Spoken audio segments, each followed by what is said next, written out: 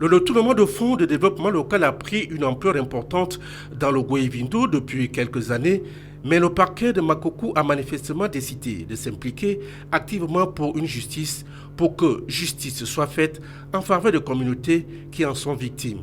Ainsi, la brigade de gendarmerie centre de Boué, appuyée par Conservation Justice, a mis aux arrêts le responsable de l'entreprise, Conciliage et Bois, et l'ancien représentant de la communauté du village à Benalang. Il est reproché à ces derniers des actes d'abus de confiance et de tout le monde au fonds de développement local.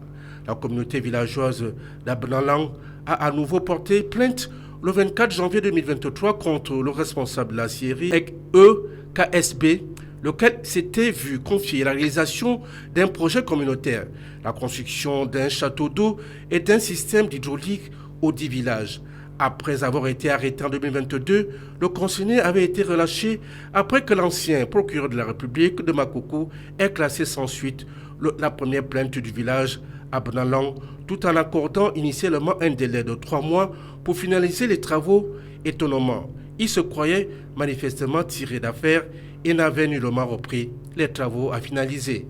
La raison de cette nouvelle plainte est l'inachèvement depuis 2020 des travaux. Arrêté et interrogé, le responsable de l'entreprise a déclaré avoir donné 3 millions de francs CFA issus du Fonds de développement local de 7 603 344 francs CFA à des autorités administratives et à un ancien représentant communautaire. Cet ancien représentant communautaire, qui siégeait au siège du comité de gestion et suivi du projet présidé par le préfet du département de l'Alopé, va à son tour être interpellé. Interrogé, il déclara qu'il avait touché une somme de 300 000 francs CFA issue du Fonds de développement local, ceci en plus de sa rémunération. Il était chargé de surveiller les travaux avant de devenir salarié de l'entreprise EKSB en qualité de chef de chantier et responsable de paie.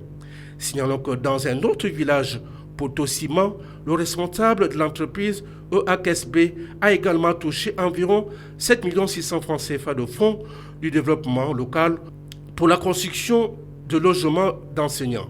Sur le terrain, le constat est encore sans appel. Le soubassement du bâtiment est à peine entamé, avec seulement quelques briques montées, le tout envahi par la végétation. Le chantier est abandonné depuis 2020. Le responsable EKSB et l'ancien représentant d'Abenalong ont été présentés devant le procureur de la République de Makoko le vendredi 27 janvier 2023. Le procureur a envoyé le dossier en instruction.